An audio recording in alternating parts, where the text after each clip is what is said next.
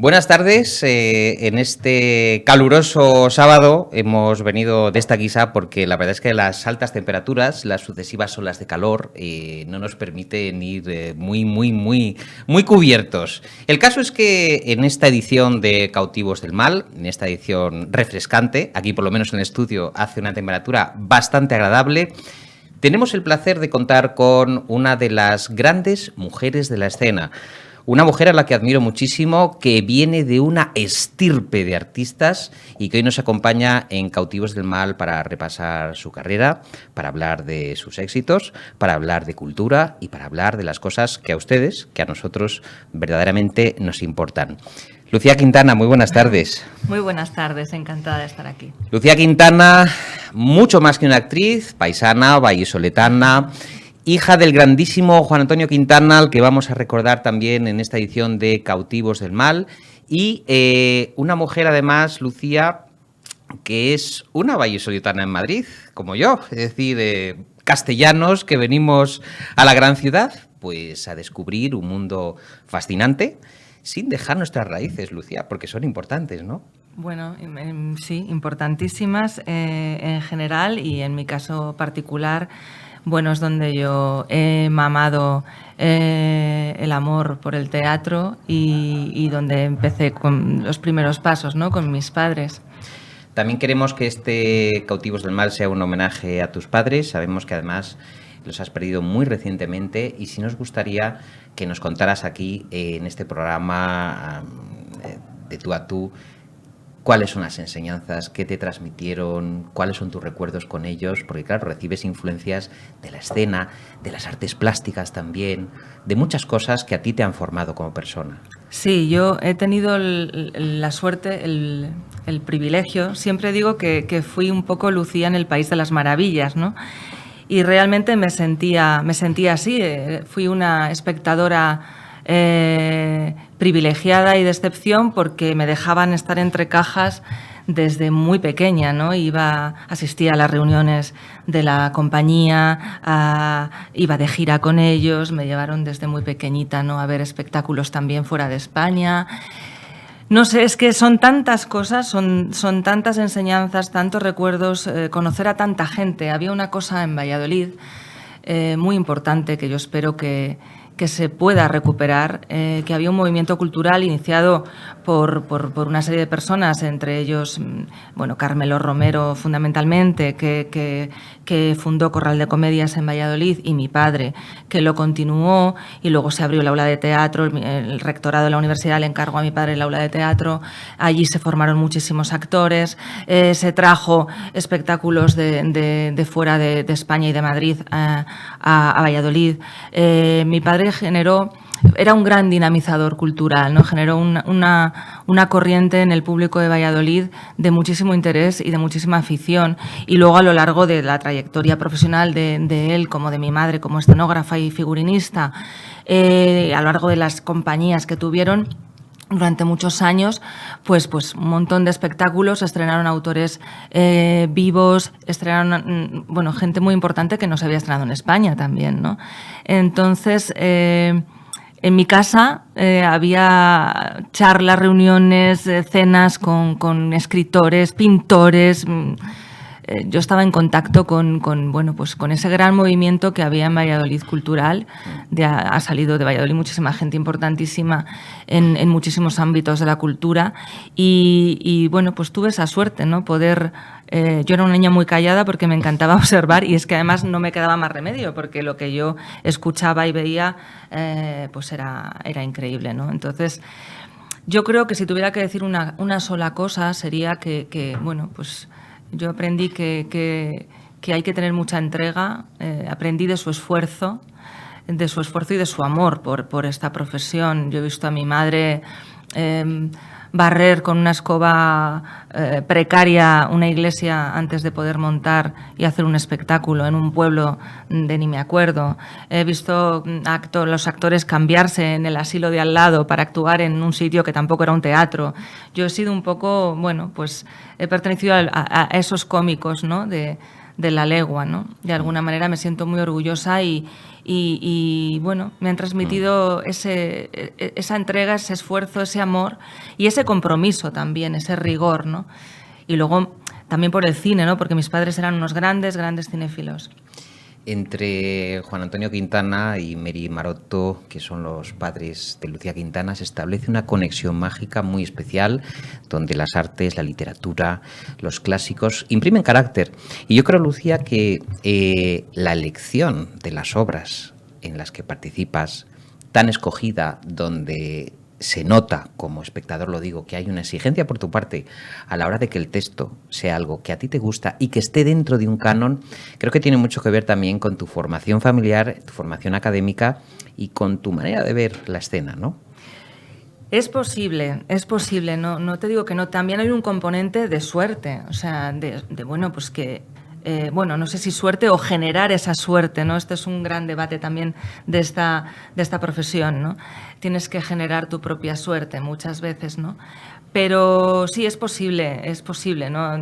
De hecho, a mí se me ocurre proponerle a Echanove hacer Ser o no ser y no sé muy bien por qué me viene Ser o no ser, ¿no? Es una película que a mí me fascina y me viene de este amor por el cine también de mis padres. En mi casa se veía todos los días una película mínimo, ¿no? Siempre. Yo comía y cenaba viendo películas, ¿no? Clásicos, grandes clásicos. Y puede ser, pero también a veces te viene, ¿no? A veces, y te rodeas de gente, familias teatrales, ¿no? Bueno, que tienen quizá el mismo gusto que tú o la misma afinidad que tú por el trabajo y bueno, pues por los títulos y los tipos de dramaturgia, ¿no? Ha mencionado Lucía Quintana, Ser o no ser, un grandísimo éxito. Ha estado en Madrid, aquí en el Teatro de la Latina. El plan es que esta comedia maravillosa itinere. Y vamos a ver este maravilloso elenco en escena, Ser o no ser, con Lucía Quintana. ¿Por qué no puedo ser yo el niño? ¿Por qué no puede ser el niño? Pues porque usted no es un niño. Usted es un caso de trastorno narcisista. ¿Qué? No me digan que tampoco leen al doctor Freud. ¿Pero en qué mundo viven? Yo no puedo trabajar con un elenco que ni siquiera sabe quién es el doctor Freud. Bueno, señor Lobos, entonces, ¿doy el niño o no doy el niño? Bueno, señor Lobos, vamos a ver. ¿Cuál es su problema? Mi problema es que estrenamos dentro de 2 días Vamos a ver. y no tenemos vestuario, Pero bueno, no tenemos Hitler, no tenemos niño y no tenemos profesionalidad. Uy, eso sí que no, ¿eh? Mire, señor Lobos, estaba yo pensando que dado que yo soy el propietario del teatro y que por tanto soy quien paga a usted su sueldo, ¿qué tal si se limita usted a decirnos por dónde tenemos que entrar y por dónde tenemos que salir? Como han hecho anteriormente conmigo otros afamadísimos directores con los que he tenido el honor de trabajar. Si quieren les doy nombre. Dele, no hace falta. Dele. ¡No hace falta! Miren, a mí lo que me gustaría, si no es mucho pedir, y se lo digo a todos, que por un momento fueran conscientes de un pequeño detalle. Es que Gestapo es un drama muy serio. Y realista. Realista no es. Buenas tardes, señor Dobo. Buenas tardes, señora Tura, por decir algo. ¿Le parece que va bien este vestido? Sí. Piensa llevar ese salto de cama en un campo de concentración. Salto de cama, dice, si acaso negligé. Un camisón o una mañanita estaría bien. Solo en la cena del barracón, cuando nos traen el rancho podrido y la rata se lleva el trozo de pan. Señora Tura, esto es una obra sobre los nazis. Ajá. Es documental. Ajá. Es verídico. Pero es un vestido glamuroso, ¿no les parece? Demasiado glamuroso a mi juicio. Imagínese qué contraste más tremendo. Uno de los oficiales, el de la cicatriz en la frente y la mano de Garfio, me está azotando en la oscuridad. Y yo grito, ¡ah! ¡Grito! ¡ah! ¡Grito! ¡ah! De pronto, la escena se ilumina y el público me ve llevando este maravilloso vestido de soirée, desgarrado por los latigazos. Ojo, Domos, que un... Bueno, estamos aquí hipnotizados viendo esos momentos mágicos de Ser o no ser. Un Ernest Lubitsch llevado a las tablas. Qué trabajo tan complejo, sobre todo entre bambalinas, entradas, salidas, carreras, varios personajes interpretados por un solo actor o 2 actores. es un trabajazo ímprobo el de Ser o no ser. Es todo un espectáculo en sí, yo creo que con una tramoya impresionante. Sí, yo creo que es un gran espectáculo, ¿no? Yo creo que Juan Echanove, que lo dirige y lo protagoniza también, creo que ha hecho un gran trabajo como director. Creo que la puesta en escena es estupenda. La adaptación que ha hecho Bernardo Sánchez también lo es y se ha basado fundamentalmente en eso, en la teatralidad, ya que es una compañía de teatro en Varsovia cuando estalla la guerra y tienen que, bueno, pues hacer una serie de peripecias y de enredos y engaños para conseguir sobrevivir y salir de allí, ¿no? Y salvar a la resistencia. Entonces, bueno, pues Juan creo que ha sido muy inteligente, es un director muy rápido, que como gran actor que es y generoso que es dentro y fuera del escenario, ha basado también la puesta en escena en la interpretación de los actores y en la comicidad y en la brillantez, ¿no? Esto es algo que yo he oído mucho también, ¿no? En relación en mi casa, ¿no? A mi padre, ¿no? Muchas veces, ¿no? Que el actor esté brillante y que se cuente la historia muy bien. Y nada, transmitir esas emociones que tiene la historia de Ser o no ser, que tiene muchas, o sea, porque pasas de reír a emocionarte y tiene mucha ternura también la historia, ¿no? Ese grupo de actores que acaban metiéndose en el teatro a vivir, como lamentablemente ha coincidido que ha pasado también con la guerra de Ucrania, ¿no? Que nos pilló a todos con el montaje hecho y en Avilés cuando estalló todo, ¿no? Ya para preestrenar y fue muy impactante y es impactante como también la gente lo recibe, ¿no? Recibe esos bombazos que transcurren en la historia, en la función y bueno, se genera una emoción muy, muy especial, ¿no? En tu caso, además, dobles bombazos por las emociones que te esperaban yendo y viniendo a ver a tu padre y en un momento para ti muy complicado y que qué difícil es la vida del actor, ¿verdad, Lucía? Cara al público, ese eterno dilema entre, bueno, mantener el equilibrio entre el texto, la comedia y la vida interior de cada uno. Eso tiene que ser muy difícil. Sí, bueno, he tenido la suerte, supongo, porque hay que ver el lado positivo de las cosas, que he podido acompañar a mi padre, ¿no? En el momento de marcharse y en las semanas previas, pegándote la paliza, efectivamente, de viajar a las 6 de la mañana en el tren y volver al ensayo a las 4. Y bueno, en cuanto tenía un día libre, pues estaba allí y mi padre, pues he podido acompañarle hasta el final. Y claro, yo sentí mucho amor y mucho agradecimiento por esto y me fui a Avilés a estrenar acompañada de mi padre, ¿no? Desde luego, y de mi madre también, ¿no? Que murió hace ya 3 años. Pero sí le sentí muy cerca, sentí qué mejor comedia que esta también, ¿no? Yo creo que a mi padre, mira, tuve la suerte el año pasado de hacer la fiesta del Chivo también con Echanove en Valladolid, en el Teatro Carrión, y pudo ver la función. Y bueno, tuve más suerte aún porque al final, generosamente, Echanove me ofreció hablar, ¿no? Y dedicarle un homenaje a mi padre y unas palabras a mi padre delante de todo el teatro lleno. Y fue muy emocionante, fue importantísimo para mi padre y para mí. Y para, bueno, pues agradecer todo eso que él ha hecho por la ciudad y por la gente de teatro y por mí. Y pensé que podría haber Ser o no ser, pero bueno, me quedo con que vio la fiesta del Chivo, ¿no? Y que me va a acompañar en todo lo que yo haga, ¿no? Desde luego.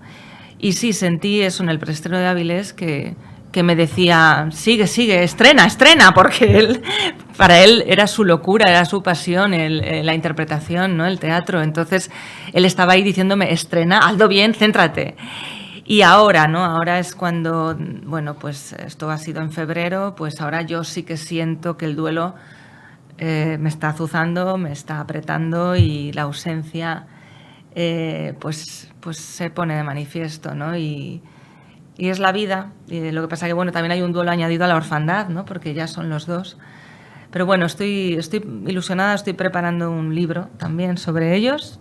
No me digas. Sí, vamos a hacer. Es algo que ya estaba previsto, Pero entre la maternidad, salir al escenario Qué bueno. y los avatares de la vida, pues no se ha podido, ¿no? Entonces ahora sí, me cuesta todavía un poco ponerme a ello, pero ya hay diferentes colaboradores que van a escribir, porque no se ha recogido nada, no hay nada recogido de la labor de mis padres en el teatro y, bueno, y en todo lo demás, porque habrá un recorrido, ¿no?, también por la trayectoria de mi padre. Y creo que será un buen documento para también la gente que quiera, o alguien, si necesita saber más, pues abrir boca, ¿no?, con ese libro. Y además que estará con un fondo documental, fotográfico, excepcional, sí. claro. Sí. No queremos tampoco, porque es muy difícil que sea algo muy tesis, porque Claro. para eso habría que hacer una investigación muy detallada, Pero más que hay divulgativo mucha para- documentación, pero sí hacer, bueno, pues contar la historia desde diferentes colaboradores y diferentes personas que pasaron por las diferentes etapas, y dar una visión de, bueno, de la importancia que tuvieron, ¿no? Bueno, esto es una exclusiva, Sí. es una exclusiva en nuestro programa. Lucía Quintana comentaba la fiesta del Chivo, un Mario Vargas Llosa llevado también a las tablas, pero ella ha tocado todos los palos de los clásicos, ha tocado a los rusos, ha tocado a la otra generación del humor, la Codorniz, ha tocado a la del 27, muchísimos autores que vamos a ir viendo ahora. Yo te quería preguntar, claro, a la hora de abordar tal o cual autor, tenemos unas fronteras geográficas, estilísticas.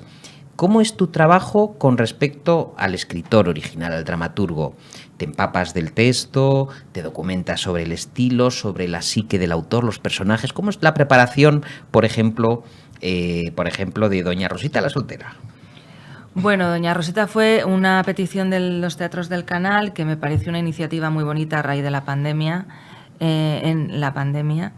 saliendo ya del confinamiento, y somos diferentes actores que grabamos una serie de monólogos. Yo elegí Doña Rosita porque también, bueno, Lorca me ha acompañado a lo largo de mi formación, y la primera función que yo hice fue La zapatera prodigiosa con mi padre en Estados Unidos con 11 años.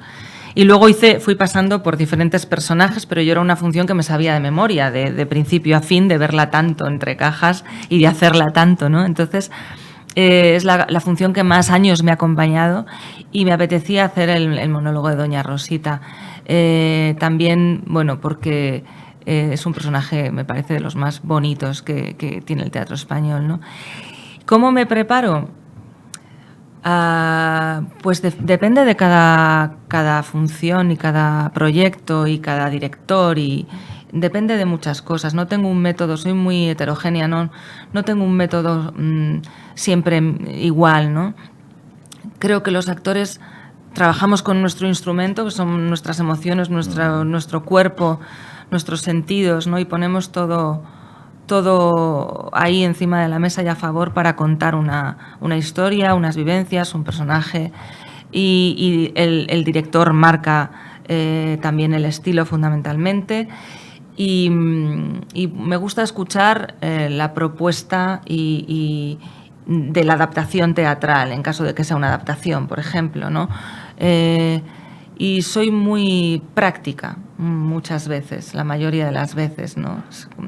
Voy a ver qué pasa, qué hace el personaje y qué ocurre y qué hay que contar, ¿no? Y luego trato que pase a través de mí, ¿no? Somos un poco mediums los actores, ¿no? Los intérpretes muchas veces, ¿no?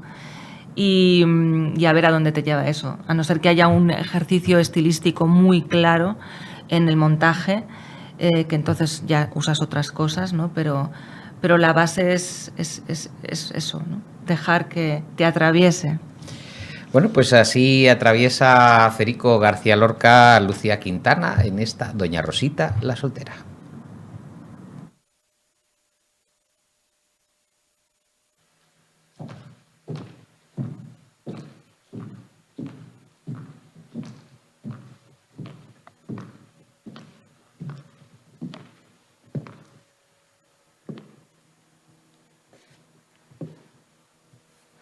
Me he acostumbrado a vivir muchos años fuera de mí, pensando en cosas que estaban muy lejos. Y ahora que esas cosas ya no existen, sigo dando vueltas y más vueltas por un sitio frío, buscando una salida que no he de encontrar nunca. Yo lo sabía todo. Sabía que se había casado. Ya se encargó un alma caritativa de decírmelo. Y he estado recibiendo sus cartas con una ilusión llena de sollozos que aún a mí misma me asombraba si la gente no hubiera hablado.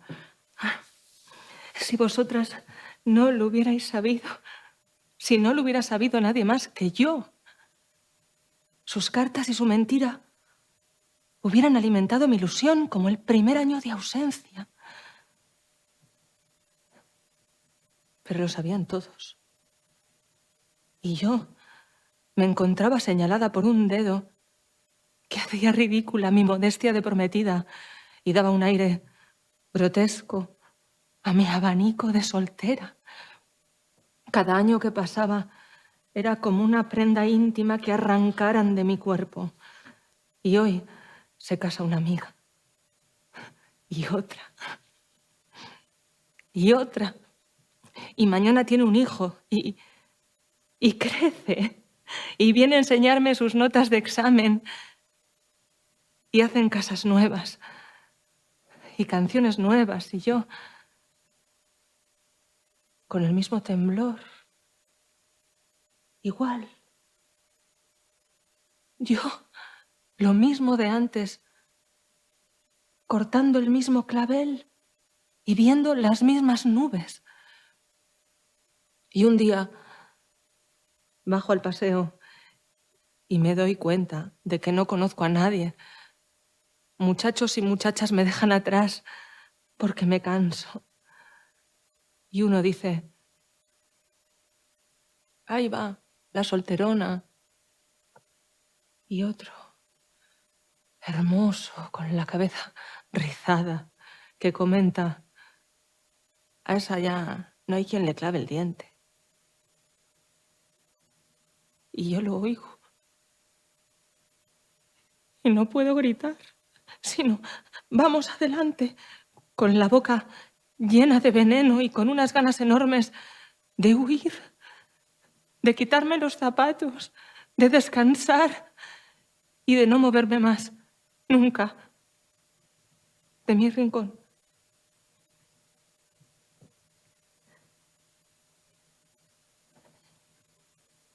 Ya soy vieja. Ayer le oí decir al ama que todavía podía yo casarme. No lo pienses. Yo ya perdí la esperanza de hacerlo con quien quise, con toda mi alma, con quien quise y con quien quiero. Todo está acabado y, sin embargo, con toda la ilusión perdida, me acuesto y me levanto con el más terrible de los sentimientos, que es el sentimiento de tener la esperanza muerta. Quiero huir. Quiero no ver. Quiero quedarme serena, vacía. Es que no tiene derecho una pobre mujer a respirar con libertad. Sin embargo, la esperanza me persigue, me ronda, me muerde, como un lobo moribundo que apretase sus dientes por última vez.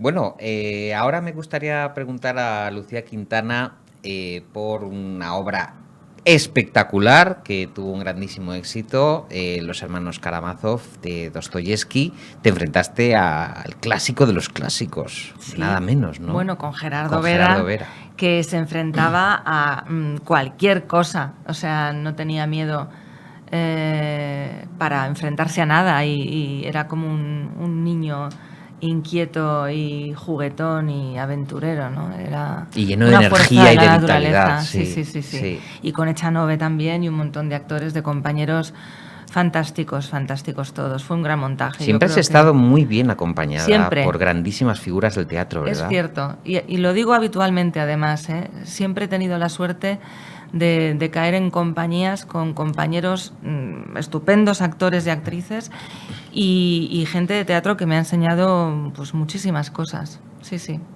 El teatro, que forma parte de la vida escenográfica, la vida cultural de las capitales y sobre todo de los itinerarios que hacéis, de las tournées o de los bolos, que también se dice habitualmente, ya se ha convertido en parte indisoluble de la opinión pública. Los teatros cada vez están más llenos. Pasada ya la pandemia, vuelven las salas a rebosar de gente entusiasmada, y da una alegría enorme ver que en España la tradición teatral, por lo menos, va por muy buen camino.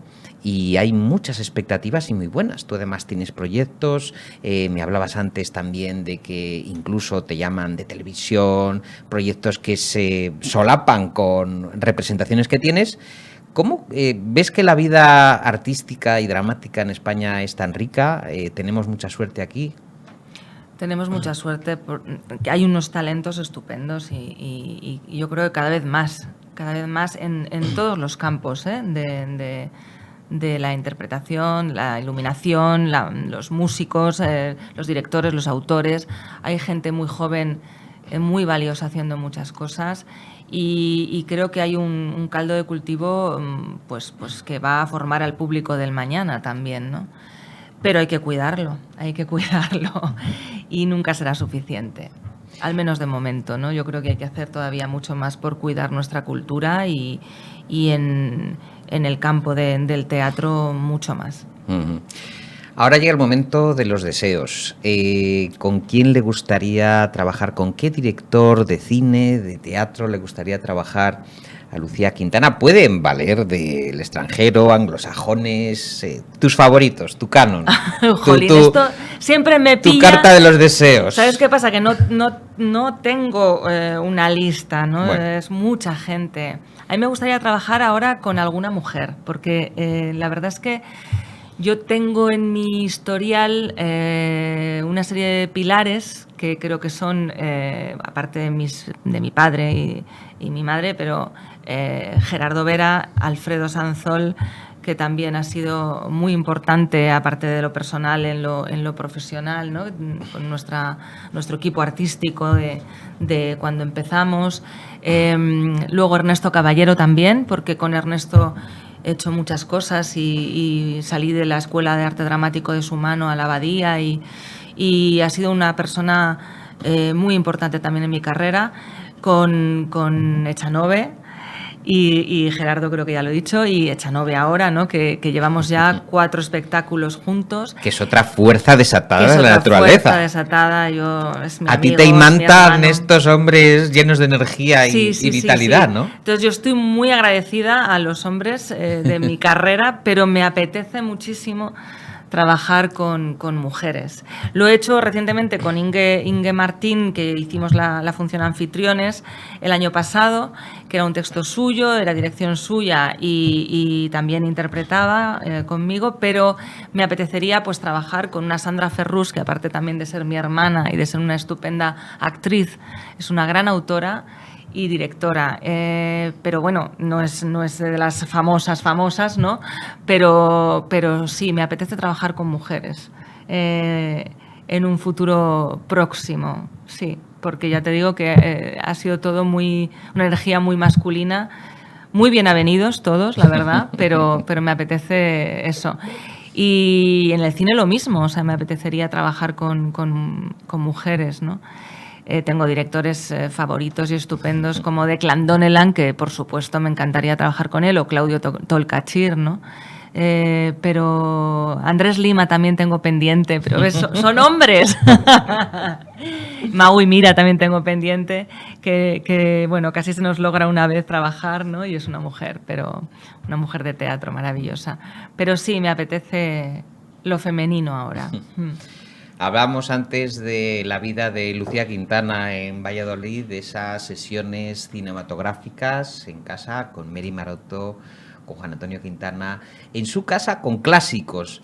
A nosotros nos gustan mucho las recomendaciones en Cautivos del Mal, y a nuestros telespectadores, algún clásico que te haya marcado, parejas de actores, comedia, drama, noir, tus pelis favoritas, de estas que te han impreso ahí huella, has dicho, uy, me he inspirado en esta mujer, en esta actriz o en esta trama, o me ha marcado en la vida. ¿Alguna peli tuya que digas, madre mía, esta la tienen que ver sí o sí? Me encanta Milagro en Milán, siempre lo digo porque Milagro en Milán es una de mis películas favoritas. Y fíjate que no hay ningún actor famoso ni nada, pero me parece una película única, que no hay nada parecido y una delicia, ¿no? Y muy importante además. Luego soy muy fan del Padrino. Muy fan. Mira, con Coppola no me importaría trabajar. Es un hombre. Francis Ford. Con su hija. Francis Ford, por favor. No, El Padrino me marcó absolutamente cuando Las tres. Las tres. Me gustan mucho las tres. Mis padres llegaban a casa porque es que mi padre se hizo con una colección muy pronto, ¿no? En cuanto salieron los vídeos, los VHS y los beta, él llegaba porque mi madre era una cinéfila de sesión continua de pequeña, ¿no? Y era de las que se compraba fotogramas y recortaba las caritas. Tengo, de hecho, en casa una maravilla hecha por mi madre de un collage de actores y actrices favoritos, ¿no? Qué bueno. Entonces mi padre llegaba y decía, te he traído, y Mary, te he traído, yo qué sé, Cautivos del Mal. ¡Ay, he conseguido no sé qué! ¡Ay, ay, ay! Y entonces querían enseñármelas, pero claro, había cosas que no se podían todavía ver, ¿no? Entonces decían, ¿puede ver ya Psicosis? Sí, todavía no, tal. Entonces recuerdo el día que me pusieron Psicosis, ¿no? Perfectamente. Que yo dije, bueno, pues tampoco es para tanto. O sea, que tampoco era para tan mayores, ¿no? Y entonces era una gozada eso, ¿no? Que vinieran sus colaboradores y, ¿no has visto Cinema Paradiso? Tienes que verla, porque tal. Bueno, así todo, ¿no? Entonces, bueno, mira, yo qué sé, Bárbara Stanwyck, por ejemplo, me impresionaba mucho. Palabras mayores. Sí, me impresionaba mucho esa actriz. O Bette Davis, ¿no? Había algo en ellas. Vivien Leigh también hubo una época de mucha afinidad con Vivien Leigh. Luego, Romeo y Julieta de Zeffirelli, por ejemplo, me marcó. Cuando vi esa película, la vi con 13 o 14 años. Olivia Hussey. Olivia Hussey es una pasada como está esa mujer. Sí. Yo creo que no hay una Julieta mejor. Sí, sí. O sea, imposible mejorar esa interpretación. Y, no sé, hay mucha variedad. Yo no soy de un tipo de cine, ¿no? Yo es que he tenido, igual que en la música, ¿no? También se escuchaba mucha música porque mi bisabuelo era violonchelista y mi abuela pues tenía, bueno, le encantaba la música, y entonces en mi casa también para mi padre era muy importante la música en los espectáculos, y se escuchaba todo tipo de música, ¿no? Entonces esa variedad es muy enriquecedora, y por eso lo de el ranking de tus pelis favoritas, tus tal, es que no es imposible, son muchísimas, sí. Para los amigos de Cautivos del Mal que no hayan podido ver Ser o no ser, hay que anunciar que sí, que la van a poder ver, porque la obra, ¿verdad, Lucía?, se va a mover, no se va a quedar aquí, ¿verdad? No, sí, ahora mira, en agosto vamos a Gijón, 2 días, y luego arrancaremos la gira como tal en octubre. Bueno, es que ahora mismo no te puedo decir así mucho porque no recuerdo, pero hay un montón de plazas. Vamos a Valladolid, al Calderón, vamos a Burgos, vamos al norte también, a Vitoria, a Logroño, bueno, un montón de plazas. Y todavía está por definir del todo el año que viene, pero sí, seguiremos de gira. Pues estén muy pendientes de la trayectoria de esta magnífica actriz, una de las grandes de la escena, una mujer que tiene las cosas claras, para la que la cultura, el arte, los clásicos y los modernos forman parte de su vida, la vida de ella, la mía y la de todos ustedes. Lucía Quintana, querida amiga, un placer, paisana. Muchas haber gracias. Venido a Cautivos del Mal. Toda la suerte del mundo, y vamos Gracias. a estar muy pendientes de todo lo que hagas, de tu carrera, y aquí lo vamos a contar. Gracias, ha sido un placer. Nosotros vamos a continuación a hablar con un hombre también con muchísima personalidad, periodista de investigación, viajero impenitente y sobre todo un heterodoxo, Vicente Romero.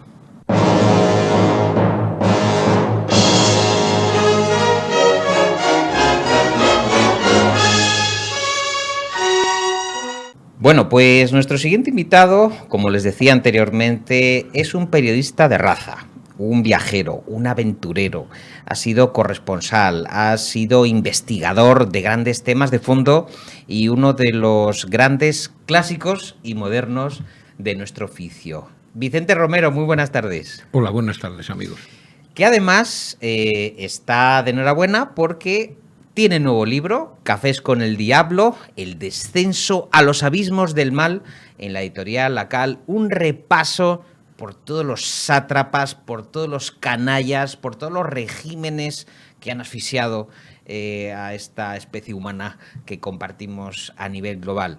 Vicente, esto es un recorrido por todos los malvados, estudiando su ADN, que has encontrado además, Vicente, un denominador común en toda esta, vamos a decir, gente verdaderamente diabólica y execrable. Sí, es un recordatorio de numerosas entrevistas que he tenido la oportunidad de hacer a lo largo de los años con grandes represores, genocidas, torturadores, personas que, para entendernos coloquialmente, pues podemos decir que son verdaderas encarnaciones de Satanás, de ahí el título de Cafés con el Diablo, porque fueron algo más que entrevistas formales, fueron muchas veces cafés en sus domicilios particulares, en las que, no sé por qué, confieso que no sé por qué, aceptaron a abrirse, a contar cosas que no habían contado nunca, a confesar desde sus propios sentimientos hasta detalles terribles de sus actuaciones, ¿no? Entonces me parecía que da una visión de conjunto de la maldad en el hombre que era interesante poder agrupar en un libro que ha sido difícil de escribir y que es difícil de leer, lo reconozco. Es curioso porque en Cafés con el Diablo tú pones de manifiesto que no solamente regímenes de países del Cono Sur o regímenes asiáticos, sino también las praxis de la, vamos a decir, preciosa sociedad occidental, esos Estados Unidos donde los valores éticos y morales se han alcanzado, las libertades individuales, pero, ay amigo, las libertades de otros países no son precisamente respetadas. El libro precisamente lo que demuestra es que la maldad no entiende de civilizaciones, regiones ni países. No, la maldad se encarna en los servidores de regímenes políticos que a su vez sirven a los verdaderos amos del mundo, que son las grandes corporaciones económicas despiadadas porque solo conocen una ley, que es la ley del máximo beneficio. Efectivamente, Estados Unidos es un buen ejemplo porque es una de las mayores democracias del mundo, pero Estados Unidos olvidó hace mucho tiempo el texto de su propia Declaración de Independencia o de su Constitución, texto que manuscribió un espléndido novelista como Gouverneur Morris, en el que 15 años antes de la Declaración de Derechos del Hombre en Francia hablaba del derecho a la felicidad como suma de todos los derechos, porque no se puede ser feliz sin el derecho a la educación, el derecho al trabajo, el derecho a la vivienda, el derecho a la libertad, etcétera, ¿no? Y que incluso llegaba a decir que tenemos la obligación de derrocar a los gobiernos que no nos garanticen ese derecho a la felicidad, aunque hayan sido democráticamente elegidos, ¿no? Estados Unidos olvidó eso y la tumba de Gouverneur Morris se encuentra en el sitio más pobre de la ciudad más rica, en la iglesia de Santa Anne, en el sur del Bronx, en Nueva York. Encima de ella están los cubos de la basura y la caseta del perro y la placa de piedra que recuerda a Gouverneur Morris ya no se puede leer desgastada por las inclemencias del tiempo. Efectivamente, las grandes democracias han olvidado sus fundamentos y su esencia y recurren a sitios como Guantánamo o las cárceles secretas en Kandahar, en Afganistán, donde se ha practicado la tortura por orden del alto mando militar norteamericano. Este volumen que tengo en mis manos, Cafés con el Diablo, tiene un prólogo de Jan Ziegler, que además es un hombre también muy implicado, ¿no?, que habla de la necesidad de compartir la angustia, pero de una forma muy periodística, contada de forma elegante, de los desheredados del mundo, es decir, de las víctimas, porque no es un solo libro sobre los protagonistas del mal, sino de las miles, millones de personas que han padecido en todo el mundo a estos sátrapas. Sí, Jan es no solamente un buen amigo, sino quizás el intelectual más lúcido de la izquierda europea, un hombre que fue miembro de la Internacional Socialista, un independiente que ha ocupado durante 8 años el puesto de alto comisario de las Naciones Unidas para problemas de la alimentación, es decir, hambre, para dejarnos de eufemismos, que ha sido después vicepresidente de la Comisión Asesora de Derechos Humanos de Naciones Unidas en Ginebra y que ahora forma parte ya a sus 80 y algo años como miembro de esa comisión y que sigue interesado en vigilar toda esa desigualdad y en denunciarla sin desfallecer, pese a su edad, en un acto de coherencia que me parece que es digno de imitar y de seguir. Leo a Vicente Romero según sus propias palabras.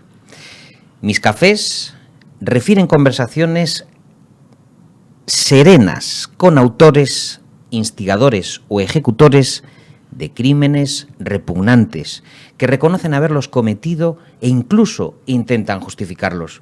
Hombres comunes, aunque se crean héroes o elegidos, con quienes he tenido el privilegio de hablar serenamente, evitando enfrentamientos, aunque muchas veces haya requerido un enorme esfuerzo mirarlos a los ojos sin dejarme llevar por la ira. En torno a una mesa y compartiendo unas tazas de café cuando fue posible, conscientes de que nuestra charla estaba siendo fielmente recogida en una grabación, les pregunté sin ambages por sus graves responsabilidades, cuando no directamente por los asesinatos y torturas de que fueron autores. Y escuché de sus labios declaraciones que constituyen tremendas actas de acusación contra los regímenes políticos a los que sirvieron. Una constante es el justificarse, el de alguna forma no reconocer el horror, el genocidio, el asesinato, el sufrimiento provocado a cientos de miles de personas. Es algo que has encontrado en tus interlocutores. Sí, la mayor parte tratan de justificar sus actos, unos por obediencia a lo que les ordenaban hacer sus jefes, por obediencia a la dictadura, por compromiso político. En definitiva, la hija de uno de los mayores responsables de torturas, desapariciones, secuestros de bebés nacidos en cautividad, el comisario argentino Miguel Echecolat, su hija, Mariana Dopazo, es psiquiatra. Ha repudiado a su padre, ha cambiado su apellido y, lo más interesante, ha elaborado una teoría sobre el comportamiento de su padre y de todos los colegas asesinos de su padre, que es el goce del mal. Parece que ella, según ella, parece que el ejercicio de ese poder absoluto sobre los demás, que se traduce en actos aberrantes, en el mal, podemos decir, produce un goce íntimo, y que ese goce íntimo es una de las características comunes a todos estos verdugos. ¿Podríamos hablar de psicopatía en ese caso? El problema es que no se trata de psicópatas, sino de personas como tú y como yo. Y acabas dándote cuenta de que todos somos capaces de todo, del bien y del mal a la vez, que esos asesinos, torturadores, son al mismo tiempo padres de familia cariñosos que besan y abrazan a sus hijos por la mañana cuando los llevan al colegio, generalmente un colegio católico, que son buenos vecinos, etcétera, y que llegan a su trabajo, fichan, bajan al sótano y con unas tenacillas se dedican a arrancar las uñas a los interrogados o a violar a las prisioneras o a secuestrar a los niños de las prisioneras a los que se esperaba que dieran a luz para después eliminarlas y apoderarse de los niños. Son seres humanos, lo terrible es eso, que no son enfermos, sino seres humanos corrientes, puestos en una tesitura en la que han optado por ese ejercicio extremo del mal.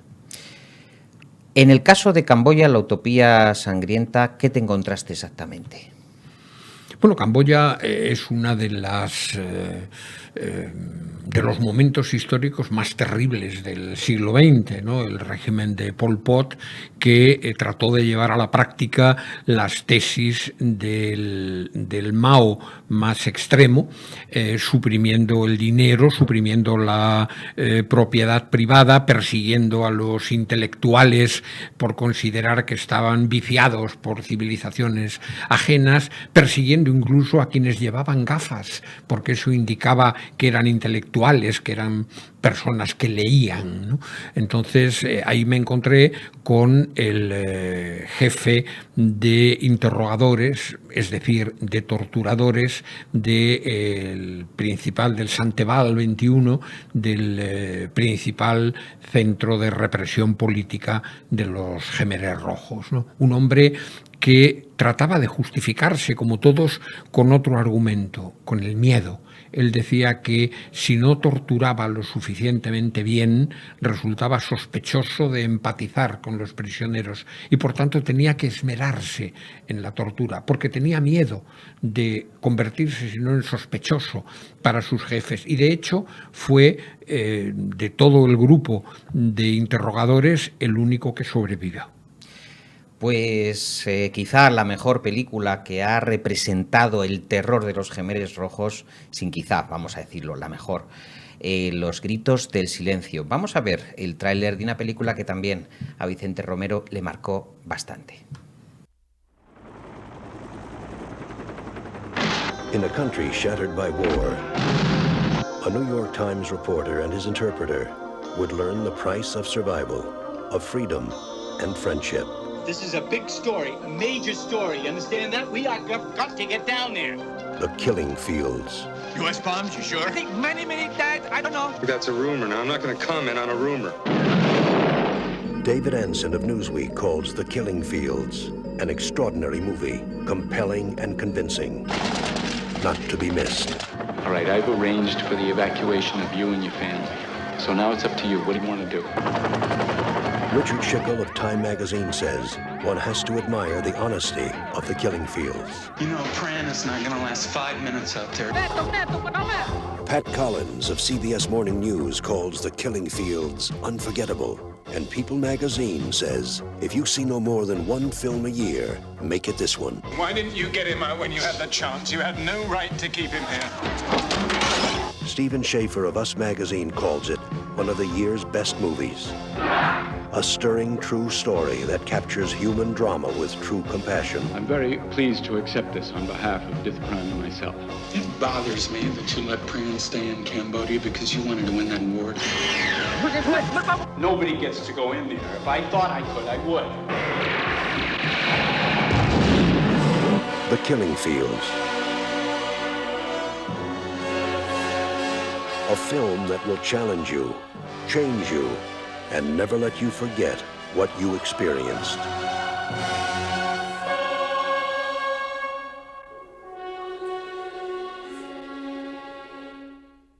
Pues Los gritos del silencio de Roland Joffé, una película que con calidad cinematográfica denunciaba el régimen de Pol Pot, el régimen asesino de Pol Pot y los Jemeres Rojos que trabajó, que investigó nuestro querido Vicente Romero.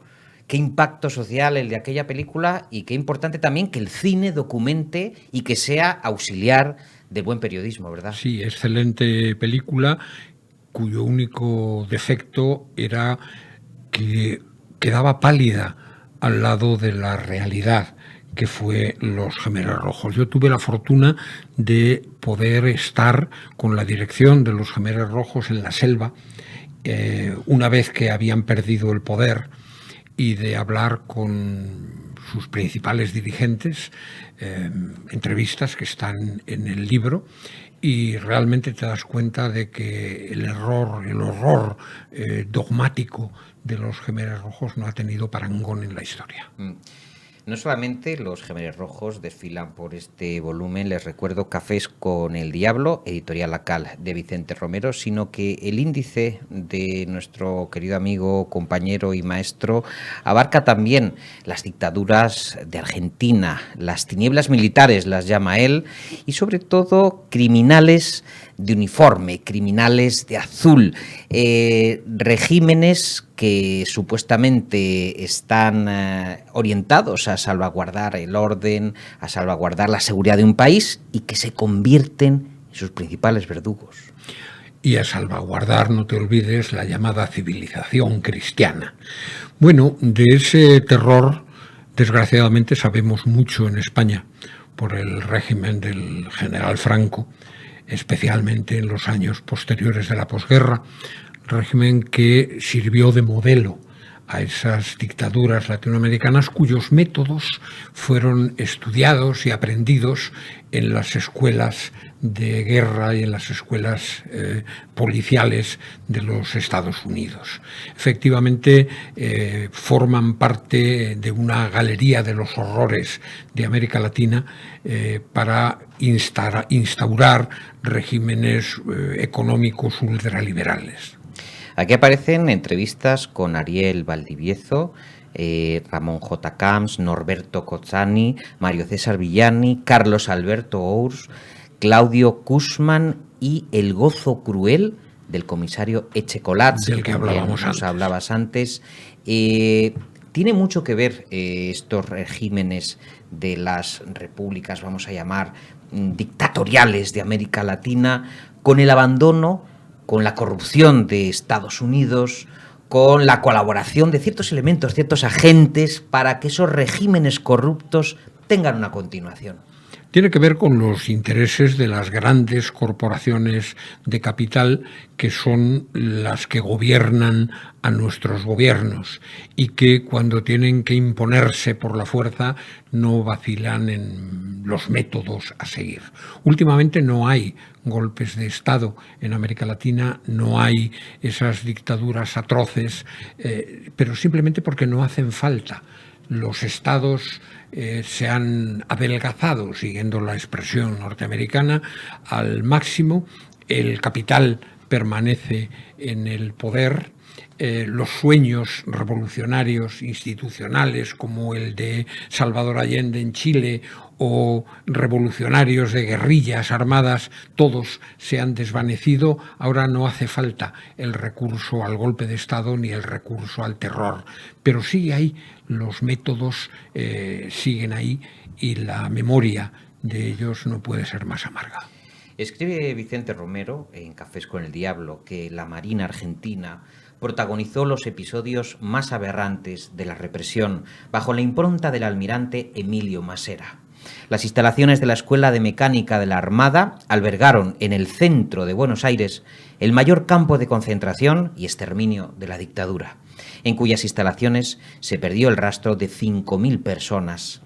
Centro de mando de la inteligencia naval se convirtió en un mundo oculto que parece imaginado por algún discípulo aventajado del Marqués de Sade.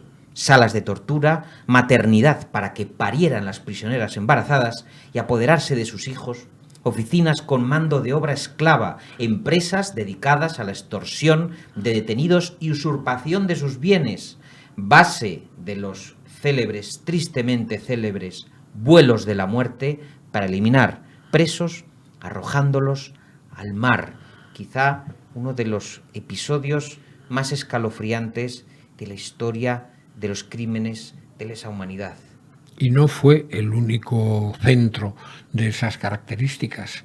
Ahí estaba Campo de Mayo, del ejército en vez de la marina, que tenía también sus propios vuelos de la muerte, sus paritorios, sus salas de tortura. En definitiva, es un periodo de la historia que, si lo viéramos en una película, pensaríamos que a los guionistas se les había ido la mano.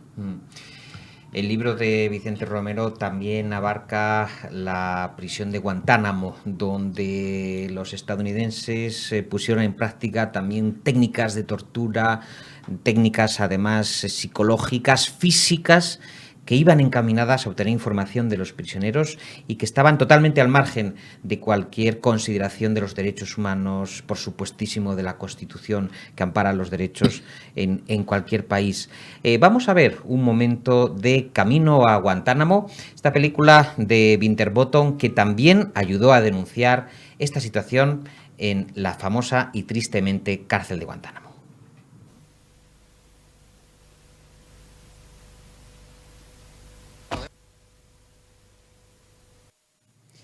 Bueno, todavía se están investigando los sucesos de Guantánamo, pero sobre todo en contra de las administraciones que no quieren que salga a la luz y que se sepa esas prácticas aberrantes contra los prisioneros sospechosos de haber colaborado con el terrorismo islamista. Sí, yo tuve el privilegio de visitar Guantánamo en la única visita organizada para un solo medio, no en una visita colectiva, como han ido todos los demás medios, por más que un error, las contradicciones entre la CIA y el mando militar de Guantánamo, que nos permitió burlar una serie de limitaciones. Por ejemplo, desde Guantánamo pudimos mandar crónicas para Radio Nacional de España utilizando un teléfono de Movistar, dado que bastaba con acercarte al límite de la frontera de la base de Guantánamo con Cuba, y ahí ya te funcionaba el teléfono perfectamente. Cosas tan infantiles como esas que nos permitieron burlar la censura.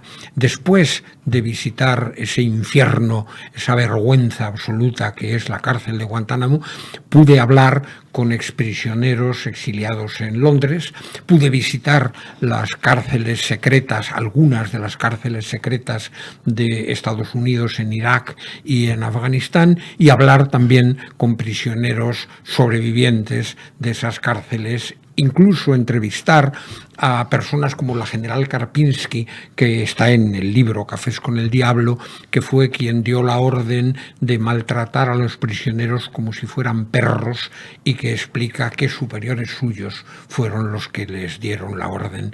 En definitiva, Guantánamo no es más que un eslabón, otro eslabón en una larga cadena de atrocidades, pero demuestra quién tiene realmente el poder, porque hay que recordar que el presidente Obama, la primera promesa que hizo después de ganar las elecciones fue cerrar la base de Guantánamo. Han pasado décadas y la base de Guantánamo sigue funcionando y el presidente Obama ya no es más que un lejano recuerdo.